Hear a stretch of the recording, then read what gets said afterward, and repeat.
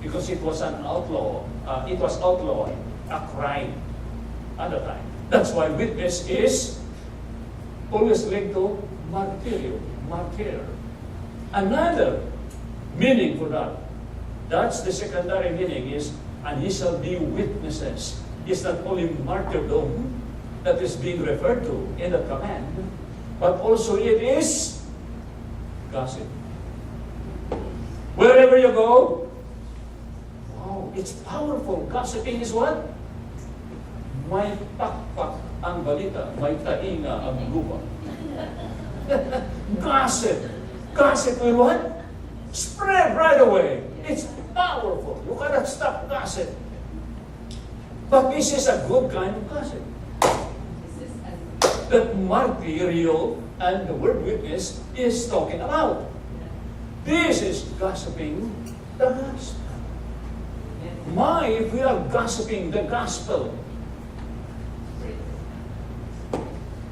the gospel of salvation, salvation by faith in Jesus Christ, you will go to heaven because Jesus is the way, the truth, and the life. No man can go to heaven except through Him. It's by grace, and all of those wonderful messages, forgiveness of sin, deliverance from vices of sin, and from all of the evils of this world. You can overcome all of them.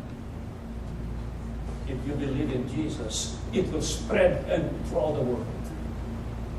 But it's sad. We like to gossip. Gossip about everything, about the neighbors, about somebody, all the time. Gossip. But we don't gossip about Jesus Christ. Let's start to be good gossipers. That's why it's a command. Number 2, the reason why you and I should do soul winning is not only because it is Jesus' command. Number 2, because it is exemplified by Jesus. He is the example of a great soul winner. Jesus didn't only say it. He didn't only command it, but He said, look at me. Look what I am doing. He backed up.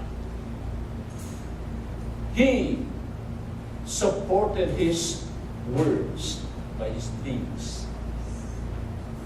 And this is what Jesus is. When He says something, He does it. You could see it in His life. So Jesus is the ultimate, the perfect example of a soul winner, a witness. The best, one of the classic examples, and I love it. One of the classic examples is John chapter 4. It's about the Samaritan woman. Remember the story about the Samaritan woman? Chapter 4, verses 1 to 3 starts with her, and he must needs go through Samaria. I like that expression, that phrase. He must needs go through Samaria. Because ordinarily, at the time, and customarily, it's a custom. And it's a cultural thing. That all Jews from the north, that's Galilee, that's the map of Israel. The central is Samaria. North is Galilee. South is what? Judea. That's Jerusalem now. South. Every time the northern Jews, the Jews from the north, from Nazareth would go down to Judea, to the temple and worship, the best way, the shortcut way, is the straight way. They should go through Samaria. But how come the Jewish people at that time, during the time of Jesus especially, would go around? They try to bypass, avoid Samaria, instead of going straight, because that's the shortest way. But no, they would go through this. They would go the other way. Not straight. That's why the expression there, he must needs go through Samaria. Why? At the time, they bypassed Samaria because the Jews hated the Samaritans. They didn't like the Samaritans. The Samaritans were not pure Jews. They were mixed with what? The Assyrians, intermarrying with the Jewish people. So the children were what? Mestizos. Mestizos. And they didn't like the Jewish people who were religious, they didn't like the Samaritans because you are heathen. You are pagans. You are not real Jews. You are in fact pagans. And that was true. So cultural and religious reasons, they bypassed Samaria. But the account here, the story about Jesus from the north going to Jerusalem, he must needs go to Samaria. Straight! He broke the cultural barriers. He broke the religious barriers. Why? For one simple reason, if you continue on studying, reading, he was waiting for Jesus. He was waiting for what we call a rendezvous. A tryst. Special rendezvous right there beside Jacob's well in Sychar, right? You know the story. And that's where Jesus was able to strike the conversation first. We call that breaking the ice. In soul winning, in EE, or when you study evangelism explosion, you break the ice. How to start a conversation. And Jesus Christ, Samaritan woman, at noontime, that's also very revealing. Because during those times, people wouldn't go to the well and fetch water at noontime. That is something like 3 o'clock. That's very hot. They would go and fetch water later in the evening. And besides, at noontime, nobody fetches water. That's why the woman fetched water and she was alone. Nobody was there. You know already the story. She didn't like to be seen by many people. Because you already know the story, right there? So those are the stories that really reveals to us how Jesus really loved even sinners. Because that woman, later on, the story tells that what? She was living with a man who was not her husband. And that was the 5th one. Wow. Think about it. And that's a sad story. That's a sad story.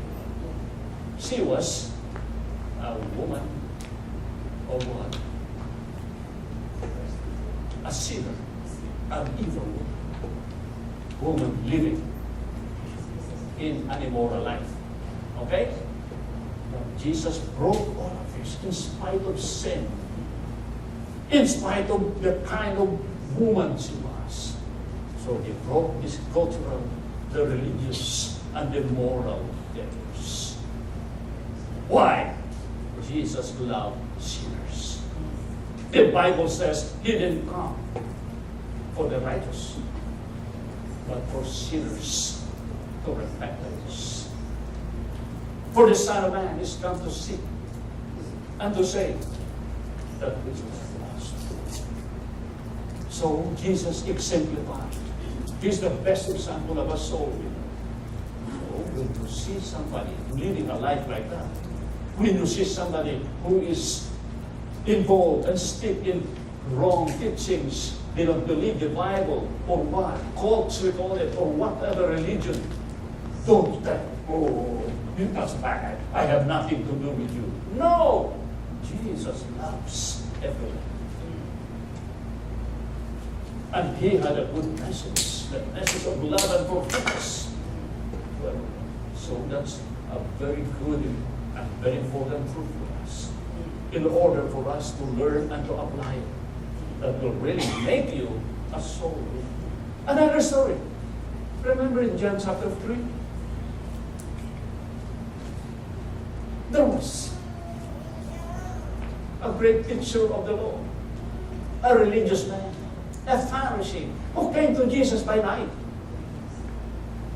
And they were at the upper room. Jesus had an interesting one-on-one again witness to Nicodemus. Remember that? Samaritan woman was immoral. Nicodemus was what? Very self-righteous, religious man.